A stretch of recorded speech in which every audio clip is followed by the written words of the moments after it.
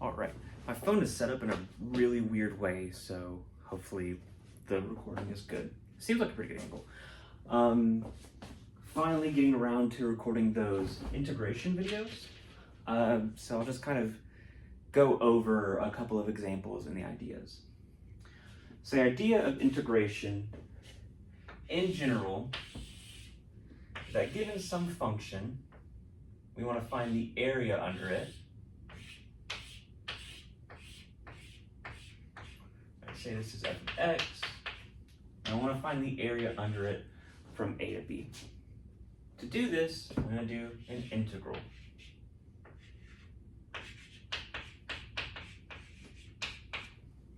Cool. An integral is also known as an antiderivative. And the reason it's called an antiderivative is because the integral of a derivative, integral of f prime of x dx, is just equal to that function plus some constant. Why is it plus some constant? Because if I took the derivative of this, that constant would go to 0. So I need to account for that somehow. Cool. So we have a couple of rules that come with this. Right. Again, this is an antiderivative. So we're basically doing the opposite of derivatives, right? Say for instance, I have the derivative of x to the n, which we know is n times x to the n minus 1. So what did I do here? I multiplied by the new exponent and subtracted 1. Undoing that means I add 1 to the new exponent and divide by it. So I'll write this out. In order, we multiplied by our exponent, and then we subtracted 1 from our exponent. If we wanted to do the opposite, we'd start here. So instead of subtracting 1, we add 1 to the exponent. And then the opposite of this would be divide by the exponent.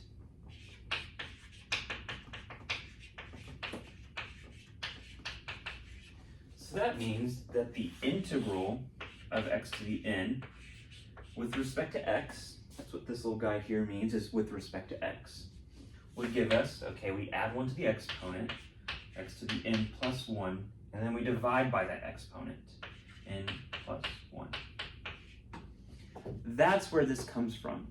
More specifically, if we take the derivative of this, we get back over here. Cool. We'll do a couple of examples of this, then we'll do it with bounds on the end to get a specific area.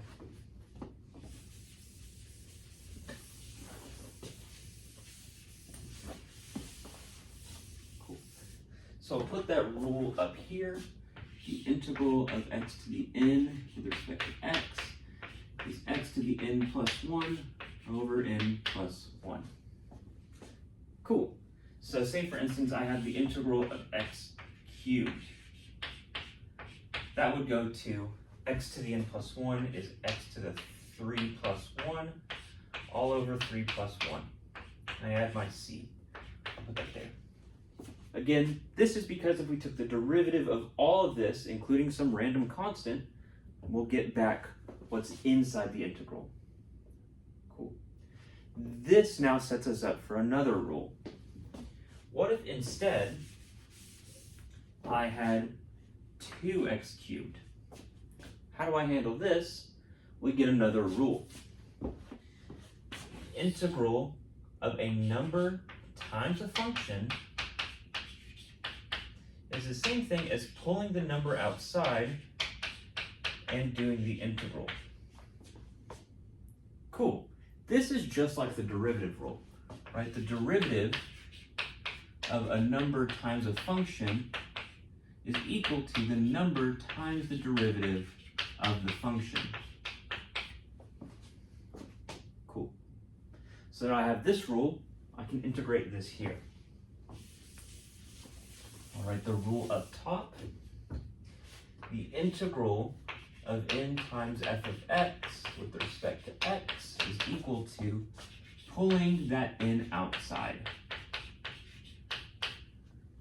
So here, this 2x cubed with respect to x is the same thing as 2 times the integral of x cubed dx, which is the same thing as 2 times, we saw that this was x to the third, or x to the fourth over 4 plus c.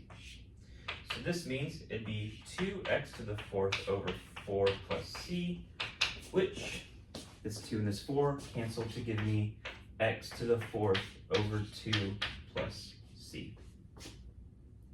Cool. So it tells us a little bit more about deriving functions. But what if we have more than one function in here?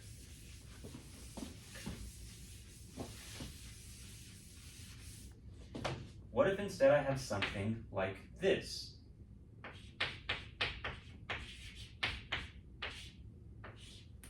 Right? What if I have the sum of two functions? Well, just like derivatives,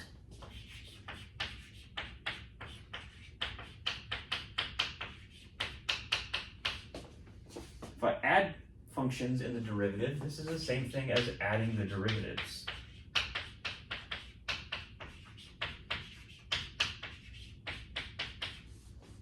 And we get the same thing with integrals. I'll put another rule up on top of the board, that the integral of f of x plus g of x, all with respect to x, is equal to the integral of f of x with respect to x plus the integral of g of x with respect to x. Cool. So that tells us something about these functions over here. We can break apart this integral. So this integral becomes the integral of 2x cubed with respect to x plus the integral of 4x squared with respect to x. Cool. Then we can apply this rule, meaning I can take the numbers out of each thing.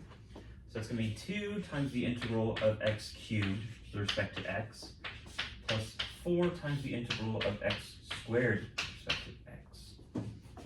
Cool. And then I can integrate these separately. So this is going to be 2 times x to the fourth over 4 plus 4 times x cubed over 3, all plus c. Again, this was x squared. So add 1 to that, I get x cubed, and I divide by that new exponent. So x cubed over 3. Cool. We can simplify these. So that gives me x to the fourth over 2 plus 4/3 x cubed plus c. And that'd be your final answer right there. Cool. There are some more things that we can do with these though.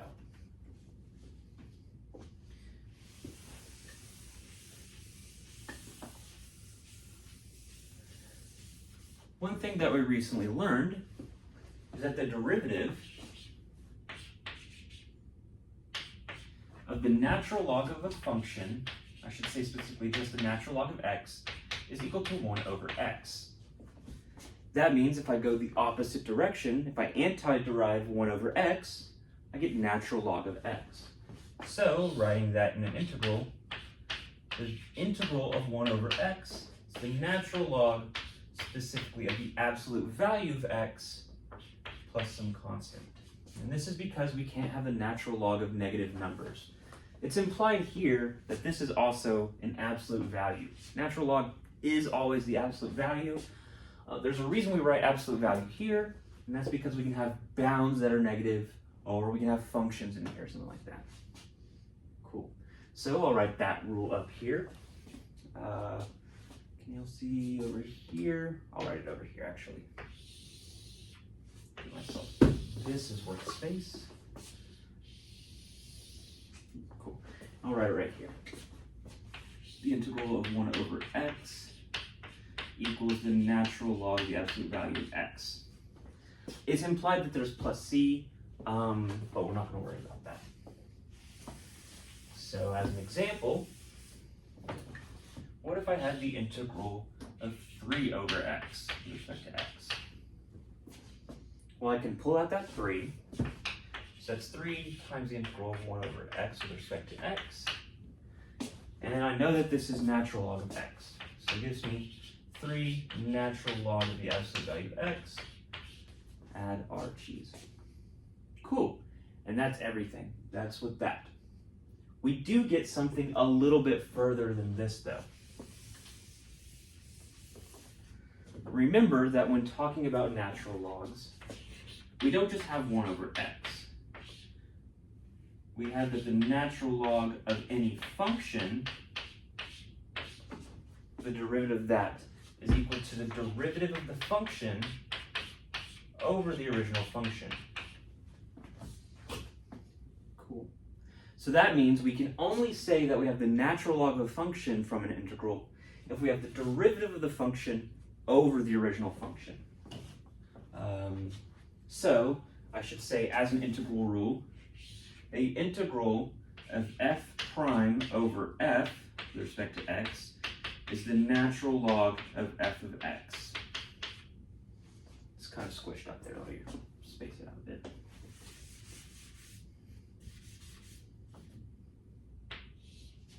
The integral of f prime over f with respect to x is the natural log of f of x.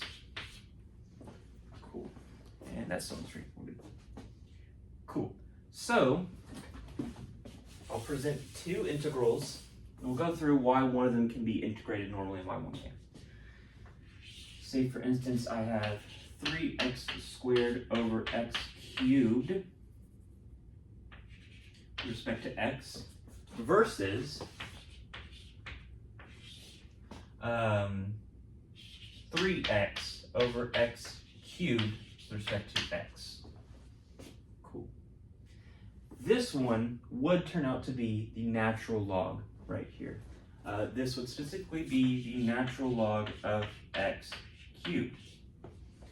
More specifically, we can pull this exponent off, so it's 3 natural log of x.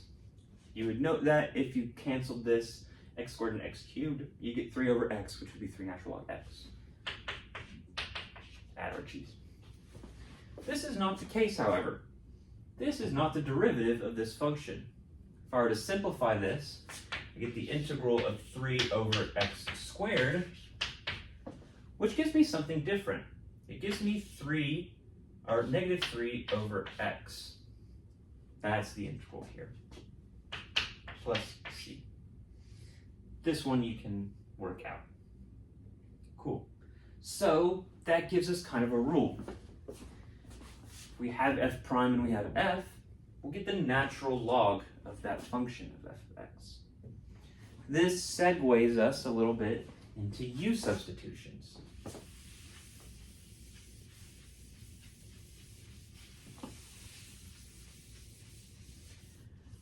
Remember that in derivatives, we had product rule, we had chain rule, we had ways that we could do multiple functions at the same time.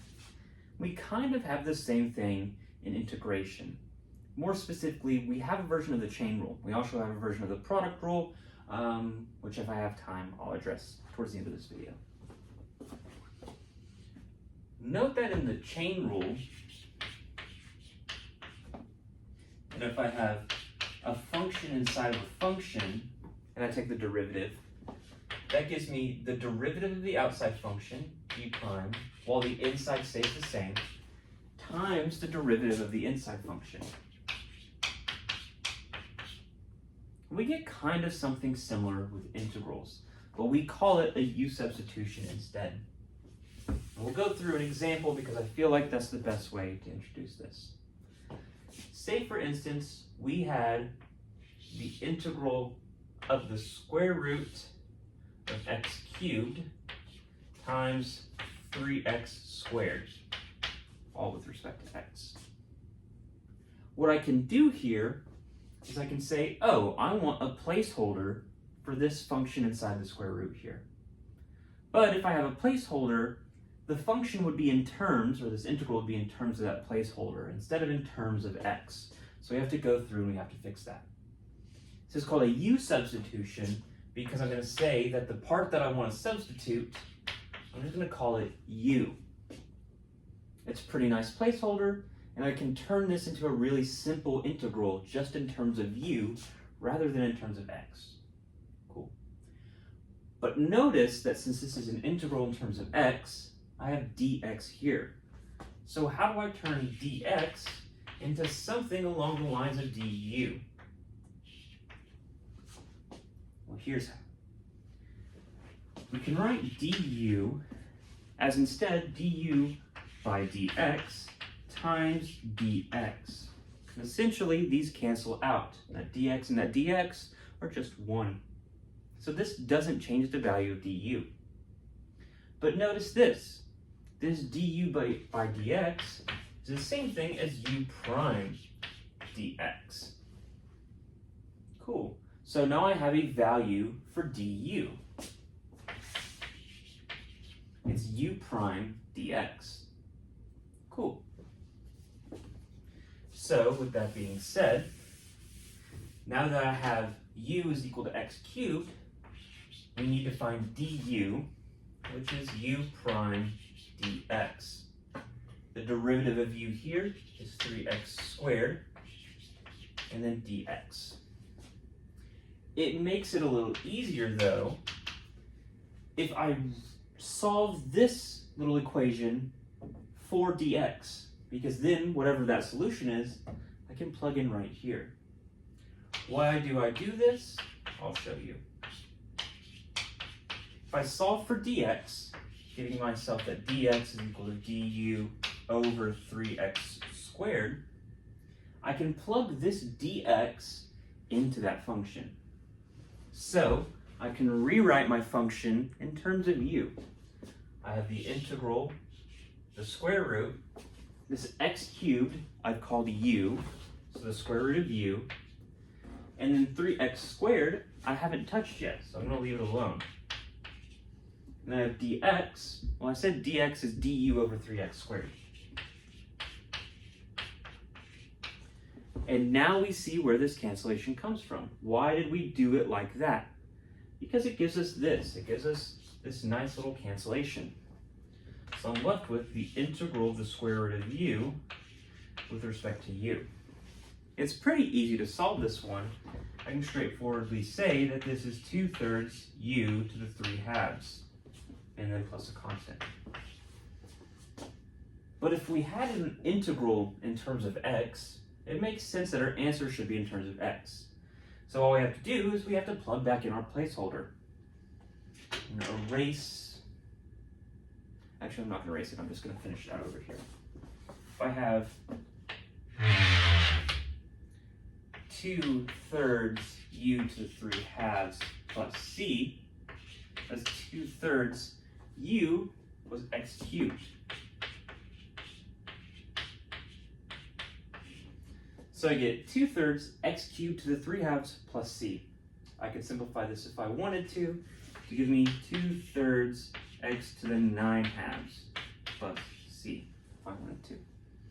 And that would be how we do a u substitution. Pretty straightforward, but they can be complicated. So we'll do a couple more examples, and then we'll move on to a new idea.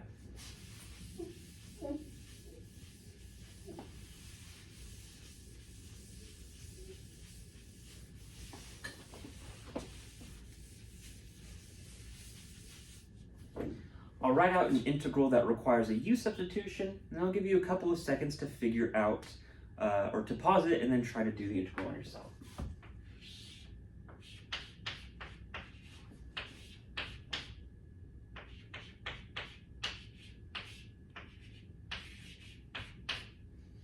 Before you pause and try to figure out this problem on your own, sit and think for a second, what looks like a good value of u? A couple of hints are, look for something that's inside a function or inside parentheses, then also look for something such that when you take its derivative, it's also in the function. So I'll give you a couple of seconds to pause and work it on your own. All right, cool. So the good choice for u here would be inside this parentheses, x to the 4th plus 7, because when you find du, that's going to be 4x cubed dx. So I'll notice that this 4x cubed is going to cancel out. Specifically, dx is equal to du over 4x cubed. So when I rewrite this in terms of u, the integral of 4x cubed u squared du over 4x cubed. Again, all I did was I said this is u, so I plugged in u. dx I solved in terms of u. These 4x cubes cancel, so I'm left with the integral of u squared du, which is just u cubed over 3 plus c. And finally, I plug back in the value of u. So it's going to be x to the 4th plus 7, all cubed, over 3 plus c. Not too bad of a problem. We'll introduce some stuff in a little bit that makes it more complicated. But first, I'm going to peel back to original integrals and talk about what happens when we have bounds on them.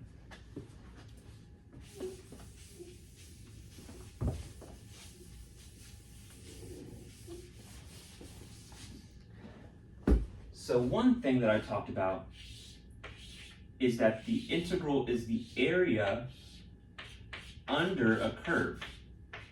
So if I have a function and I want to find the area under it, then I integrate from a to b this function. Essentially, I break the function into a bunch of little pieces and add them all up. So this is basically an S for sum. Cool. What does that mean, though?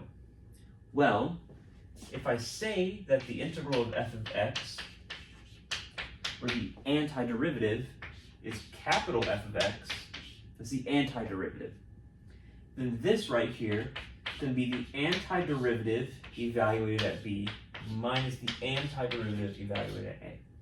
This isn't just the function, this is the antiderivative. This is the big deal. We've already gone through and we've done some math here to give us these. Then we have to do a little bit more math. Unfortunate, but it's just the way it goes. Cool. So do an example, and then we'll apply that to u substitution because we have to do a little bit more there. I'll write this down as a rule. The integral of f of x is equal to capital F of x. Then the integral from a to b of f of x is equal to the antiderivative of b minus the antiderivative of a. And I'll leave that there.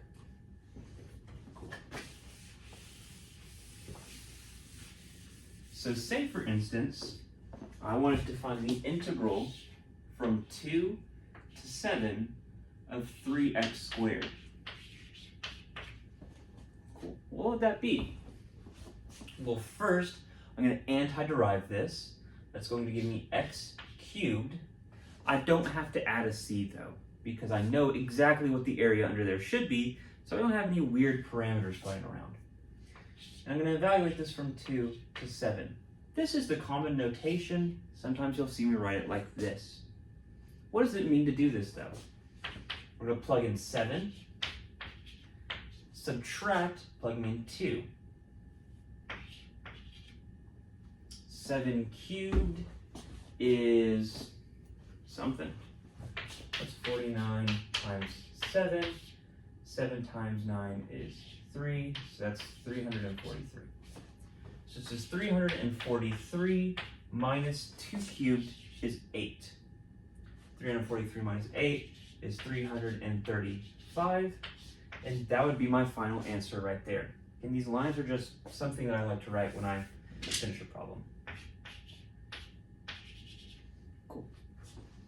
So that means that the area under 3x squared, which might look something like this, from 2 to 7, this area is 335 units. Whatever the units may be. The x-axis was like inches, and this would be like square inches, for example. Or if this was inches in time, then this would be like feet over distance or something like that. I don't know. Cool. So that's a bounded integral, but what happens if we introduce this with u substitution?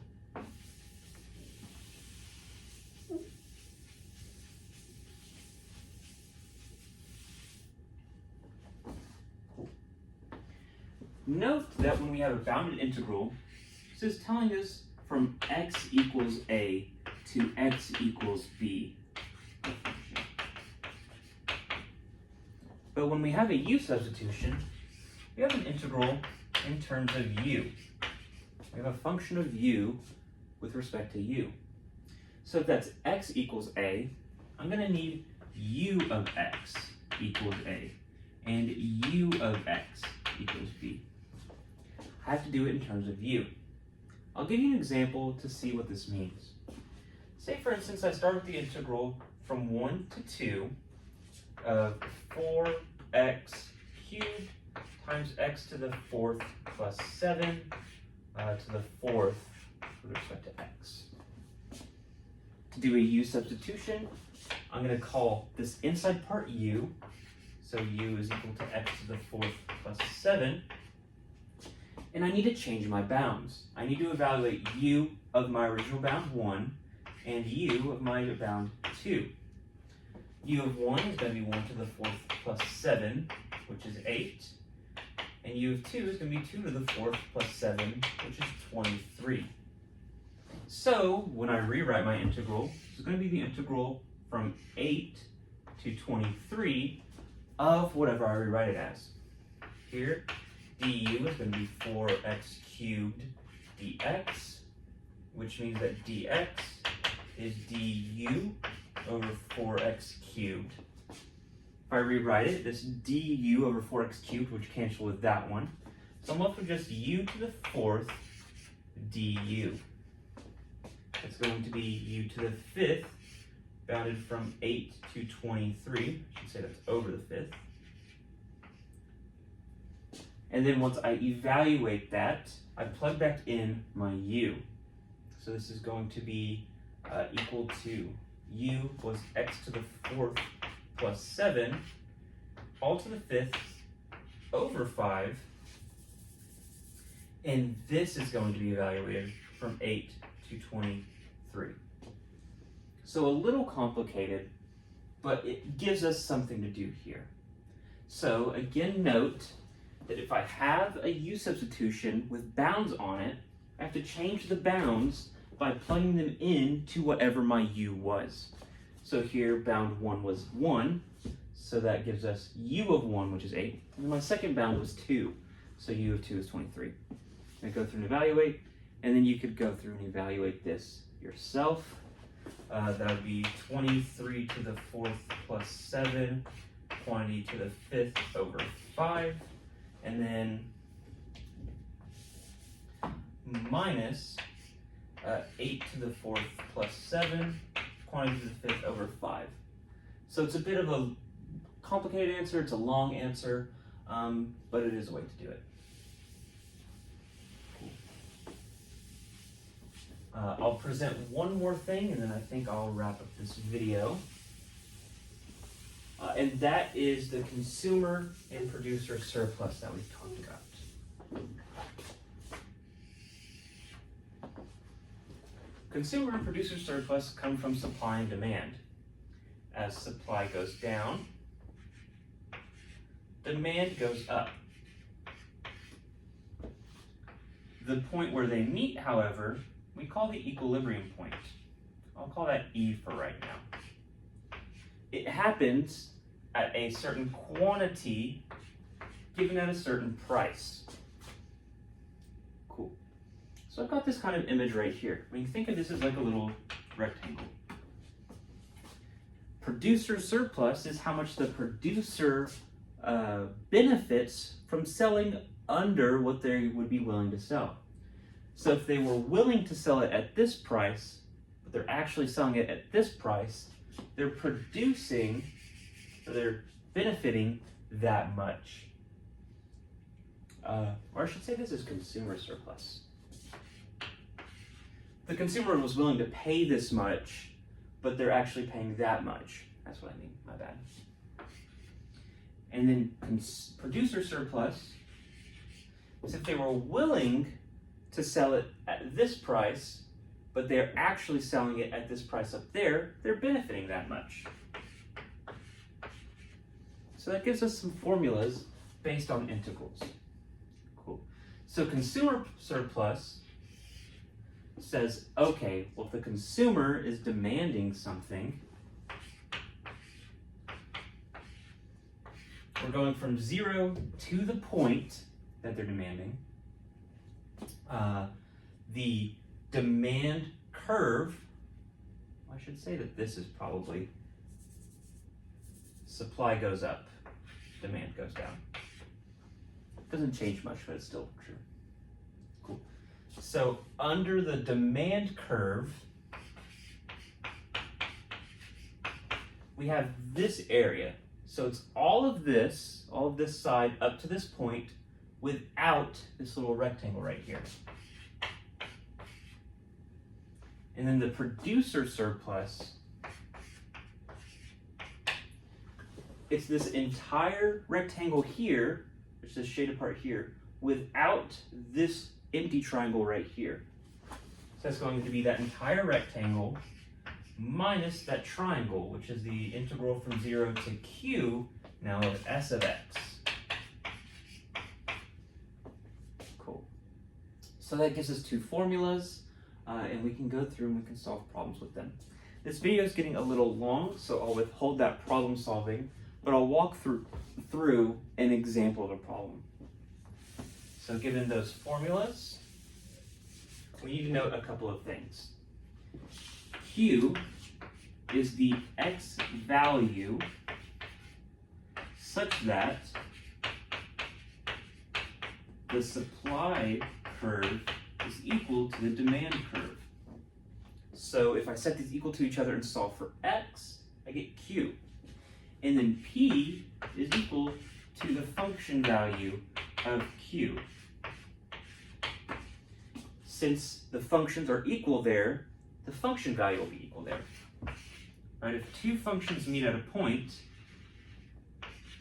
then at that x value, the function values are the same.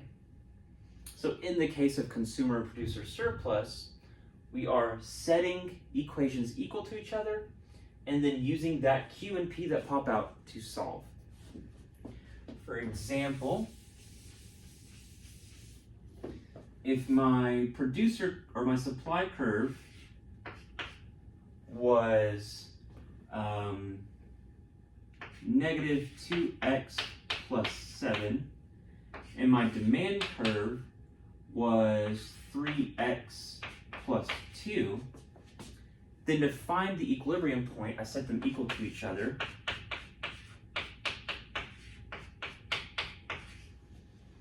I'll move that over there, move that over there, so I get 5x equals 5, or x equals 1. That was completely convenient. And then I can plug this into either one of these functions and get a value of p. So x value is q. If I plug 1 into this, then I get 3 times 1 plus 2, which is 5. If I plug it into this, I get negative 2 times 1 plus 7, which is 5.